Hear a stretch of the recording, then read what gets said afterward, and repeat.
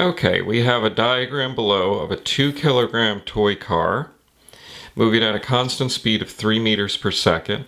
It's moving counterclockwise, so this way, and has a radius of 2 meters. At the instant shown, find the centripetal force. Now, we know that Fc equals mac, but we also know that ac is v squared over r. So we can take this, sub it in, and that gives us Fc equals mv squared over r. So all we have to do in this one is sub in our values. So we have a mass. The mass is 2 kilograms. The speed is 3 meters per second. And the radius was given as 2 meters. And if you do the math on that, you get a force of 9 newtons. But they asked us for the centripetal force, which is a vector, so we also need the direction. Well, what direction is the centripetal force on the car? It's acting towards the center of the circle, which is going to be west. So, what's the answer? 9 newtons west. It's number 4. Number 2, which diagram represents the direction of velocity and acceleration? We know that velocity acts tangent to the circle, so it's either this one or this one. And we know that acceleration acts to the center of the circle, which is this one. So the answer is 1. Okay, we have an electron in a magnetic field, which sounds like an electricity question, but again, if it's moving in a circle, it still obeys the same laws of physics. It says which arrow represents the direction of the net force acting on the electron. Well, what direction do net forces act? They act to the center of the circle. So the answer is going to be 3. A toy airplane flies clockwise at a constant speed in a horizontal circle of radius 8 meters. The magnitude of the acceleration of the airplane is 25 meters per second squared.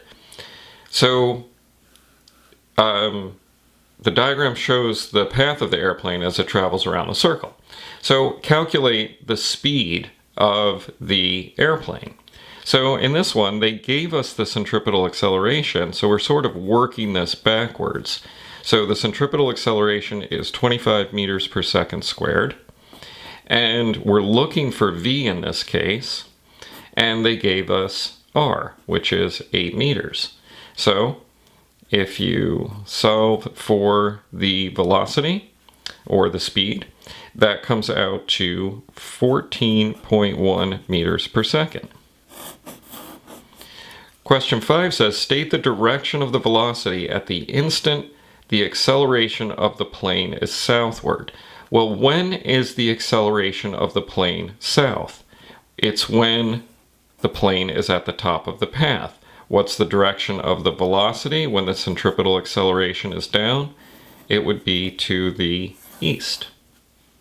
Okay, we have a car that has a mass of 1.5 times 10 to the third kilograms, and it's driven at a constant speed of 12 meters per second counterclockwise around a horizontal track of radius 50 meters. On the diagram in your answer booklet, draw an arrow to indicate the direction of the velocity of the car when it's at the position shown. So we know that the velocity is tangent to the circle, so that's going to be this way. And that's the answer to number 6. What about number 7? So it says calculate the magnitude of the centripetal acceleration of the car. So for this one, we can just do AC equals V squared over R.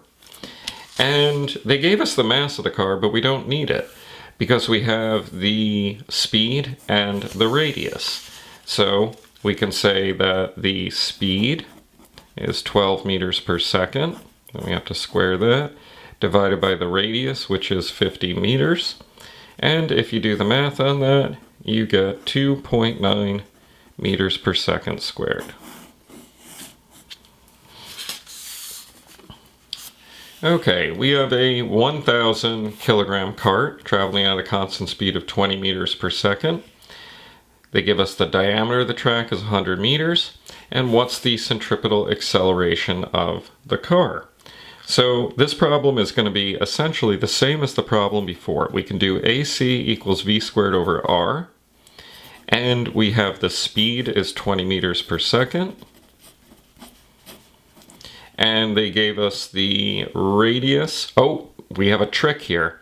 This is the diameter of the track is 100 meters. So the radius is going to be 50 meters. That's tricky. So we do the math on that, and that's going to give us a value of 8 meters per second squared, which is choice 3. Number 9. We have a body B moving at a constant speed in a horizontal circular path around P, which is going to be the center. Which diagram shows the velocity and direction of the centripetal force?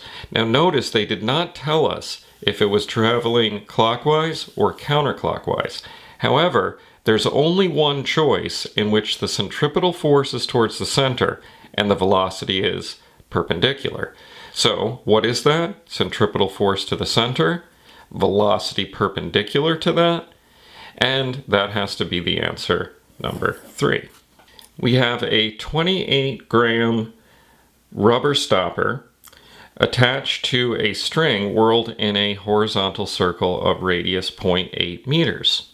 The diagram represents the motion of the rubber stopper, and the stopper maintains a constant speed of 2.5 meters per second squared. What's the magnitude of the acceleration? So we've done this before. AC equals v squared over r. They gave us the speed. The speed is 2.5 meters per second squared, divided by the radius, which is 0.8 meters. And the centripetal acceleration is going to be 7.8 meters per second squared. And the last question is, on the diagram, draw an arrow to show the direction of the centripetal force. The centripetal force is towards the center of the circle from the object. That's going to be down and to the right.